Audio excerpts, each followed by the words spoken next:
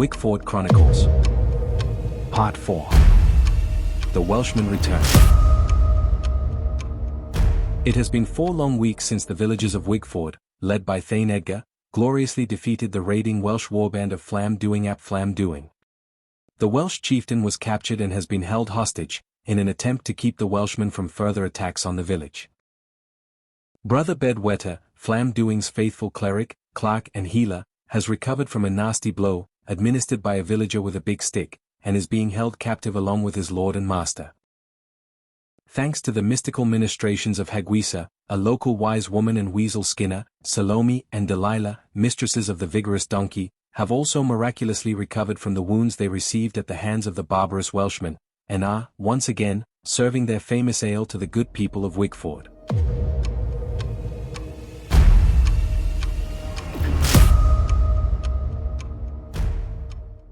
Just a month since their remarkable victory over the Welsh raiders, the people of Wigford are about to experience the dreadful horrors of warfare once again. On the road from the west, Flam Doing's younger brother, Villain ap Flam Doing, is approaching to rescue his sibling from captivity. His warband consists of Taylu, spearmen, javelin men, archers, Hewell the hornblower, and his brother by marriage, the Dublin Viking, Ragnar the Pitiless.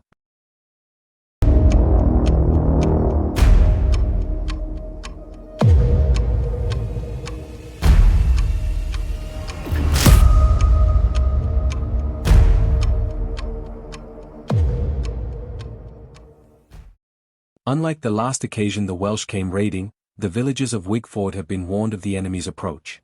Wolf here has thrown up a hasty barricade, constructed from the empty barrels, left over, following the celebrations at the Vigorous Donkey, after the dramatic victory on Saint Boniface's day. Single-handedly manning the empty barrel barricade, is Windig the Flatulent, archer and hero of Saint Boniface's day.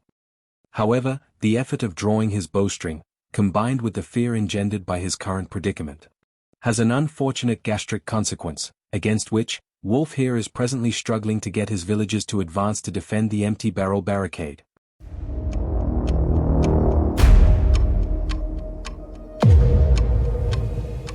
By the most coincidental of coincidences, Roger de Montgomery, the Norman Earl of Shrewsbury, has chosen this day, of all days, to dispatch his trusted knight, Roger de Camembert, to Wigford, to carry out a tax assessment of the entirety of the village's goods and chattels.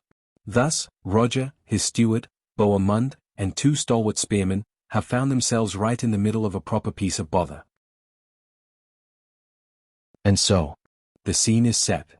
Villain and his despicable Welshmen are flooding into the village, determined to free their lord from his captivity. All that stands between them and their prize are Edgar, Wolf here, and their handful of poorly armed villagers. Can they send the raiders scurrying back to their dark satanic hills for a second time?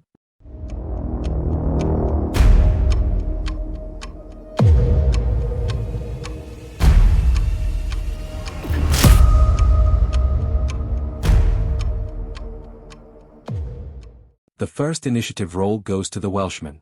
It looks as though their luck might be changing already. In turn 1, Villain and his Welshmen advance quickly through the village, towards the empty barrel barricade, while the villagers hold their ground, the archers loosing at any target which presents itself.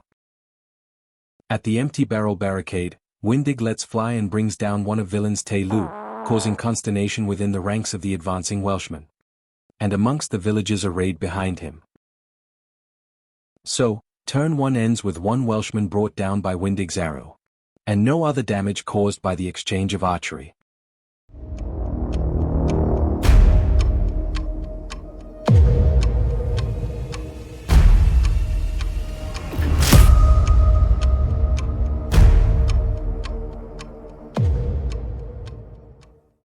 Turn 2 begins with a Welsh Taylu successfully rolling to charge Windig at the empty barrel barricade.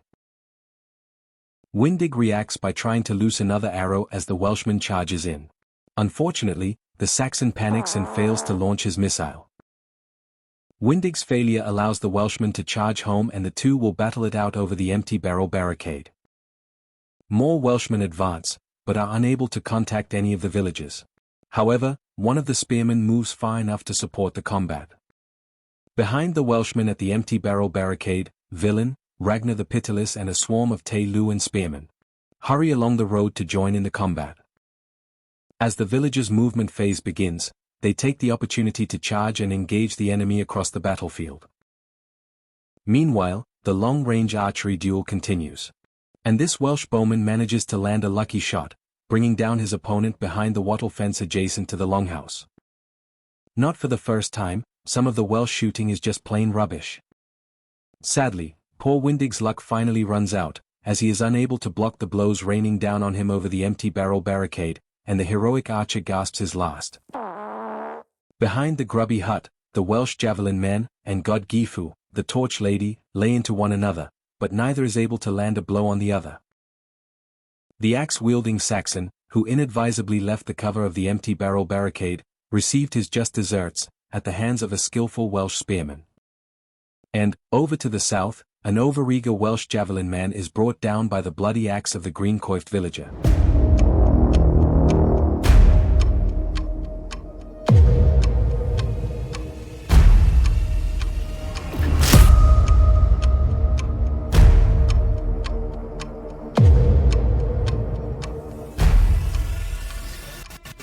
Turn 3 begins in a most remarkable manner. The two captives, Flam Dewing and Brother Bedwetter, mysteriously appear outside the great south door of the church. Using the clamor of the ongoing battle as cover, some unknown character has entered the church and freed the prisoners from their securely tied bonds. Just who could have committed this act of heinous treachery? Who could be responsible for such perfidy, disloyalty, and betrayal?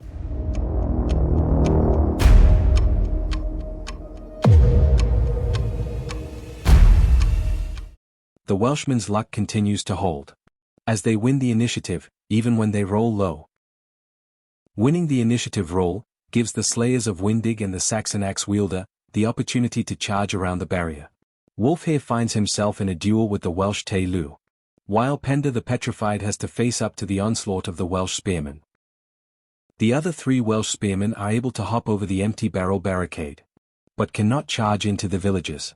However, one of them is able to give spear support to the Tay-Lu in his combat with Wulfhere.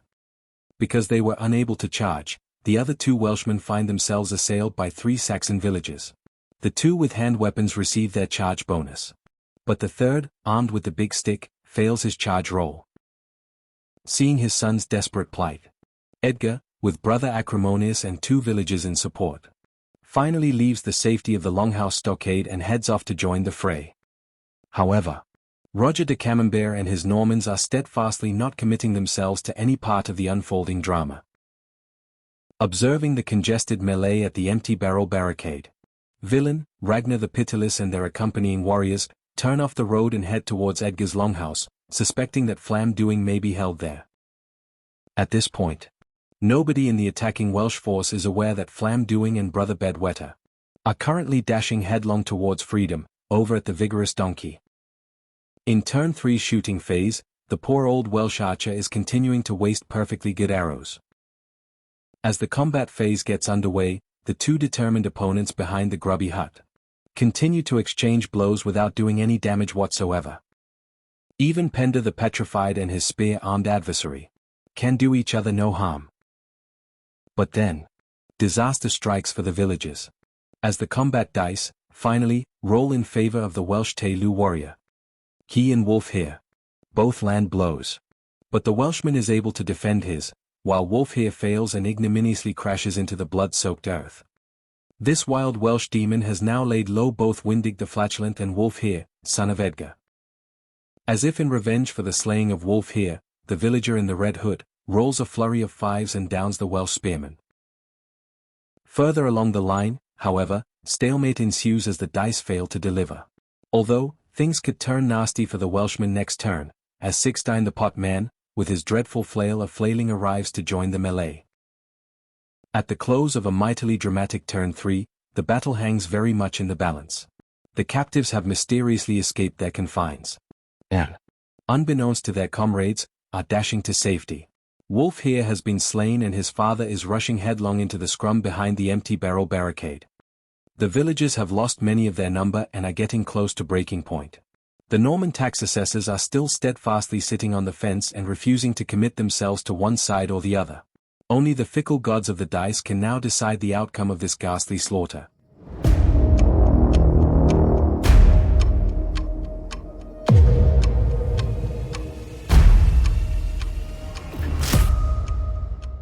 No matter what the Saxons roll, the Welshmen just seem to be able to top it. Turn 4 begins with yet another initiative roll win for the Welsh. Flam Doing and Brother Bedwetter continue their dash for freedom, fortuitously just avoiding detection.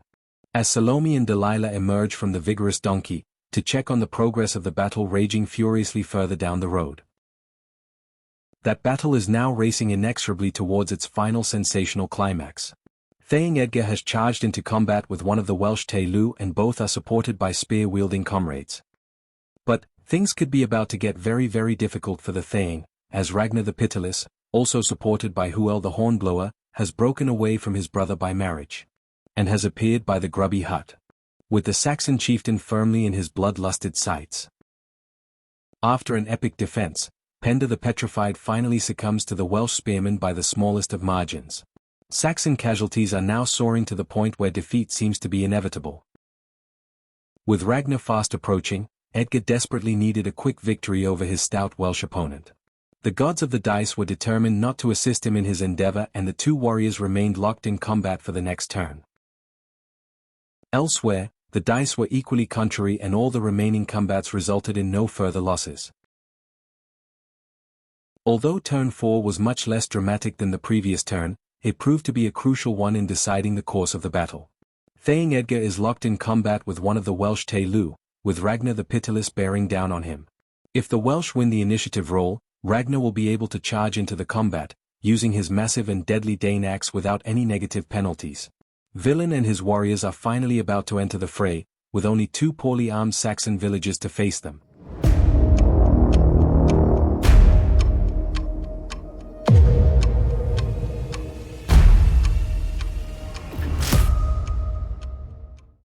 Some days, it just doesn't matter what you do. If the gods are against you, then you might as well just accept your fate and go gently into the good night. Suddenly, in turn 5, things just seem to go catastrophically wrong for the Saxons. Even the Welsh tragic waster of arrows managed to bring down a villager. Just when you thought that there might be a cross-border romance blooming behind the grubby hut, even those two managed to roll high enough on the combat roll to do each other in. The two Saxon villagers by the roadside stood little chance against Villain and his party of vicious warriors. Over by the empty barrel barricade, first the villager in the red hood, and then our erstwhile hero, Sixtine the Pot Man, were laid low by the heathen Welshmen. The Welsh spearmen, with the yellow shield, had accounted for no less than 3 of Wigford's dwindling population.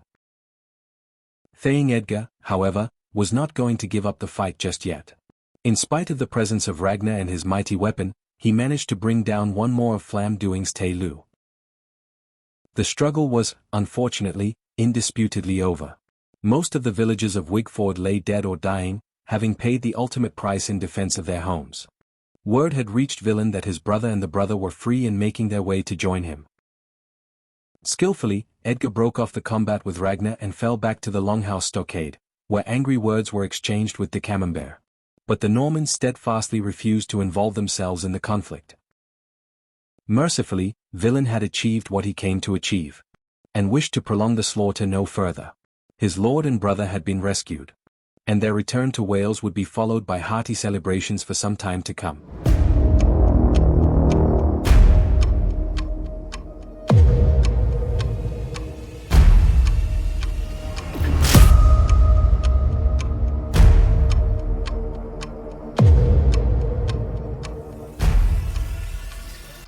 Salome and Delilah sat reflectively in the musty tap room of the vigorous donkey, each savoring the wholesome flavor of a tasty old scrotum.